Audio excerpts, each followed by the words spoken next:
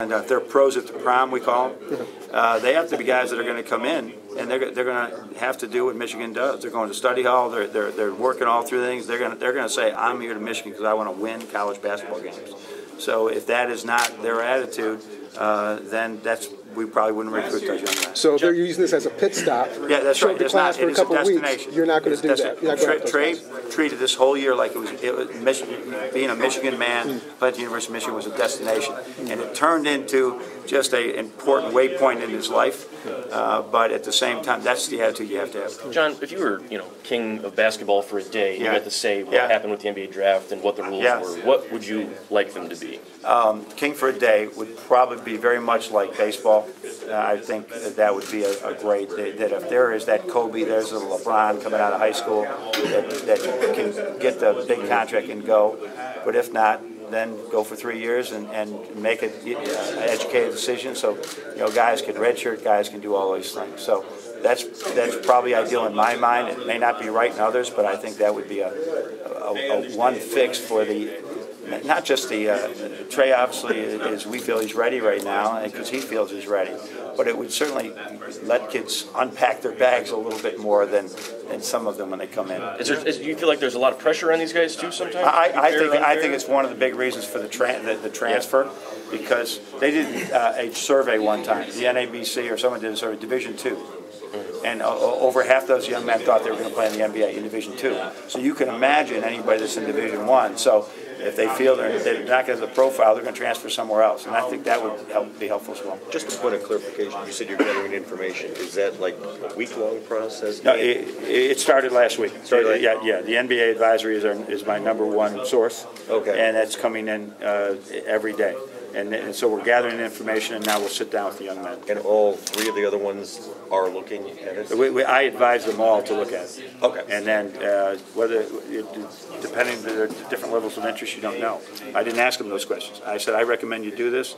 They said, Coach, let's do it. And so now we're gathering that information. They have until April 28th? Is that the date? That's the date. April 28th? 28th or 29th, so I'm not sure. Okay. It's one of those dates, and that's the date that they have to declare. There's no really testing the waters anymore because there's no ability to test. You've been tested all year long. There's no tryout camps or anything in the month of April. Right. So that it's to put in and come back out. That would be done by the 16th. It really isn't relevant anymore.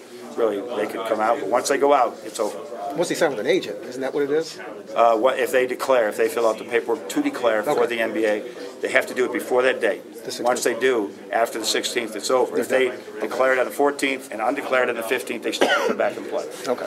We got time for a few more, folks. How big of a role did you play as he's wrestling? If anybody needs an assistant, you're over there. A father figure, you kind of waited for him to come to you.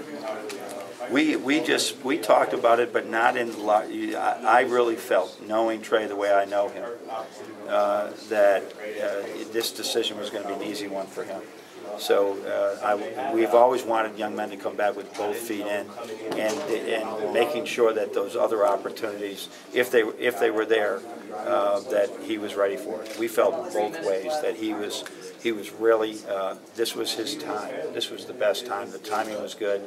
His head was in the right place. He's really taken to attention to this. I'm only 2 years at Michigan academically, but I'm going to get every bit out of this. His role as a student athlete on campus and everything has been a model for our young guys, and so it was the right time. But there wasn't a lot of discussion. When did he actually officially tell you? Was it in when we were in LA? When we were in LA, yeah. Was it anything specific? No, I just got. He didn't even know what to do, so I hugged him. I said, "I'm so happy for you," because obviously last year that he had some interesting decisions he had to make. And this year was I think a much easier decision for him. His decision to leave, do you think it might affect some of the other guys' decisions, whether to stay or go? Can't tell you that. I know that they should base all their decision on what's best for them, not what Trey did. But I do think every young man all over the country, forget about our guys, all over the country should look what just happened with this young man who was a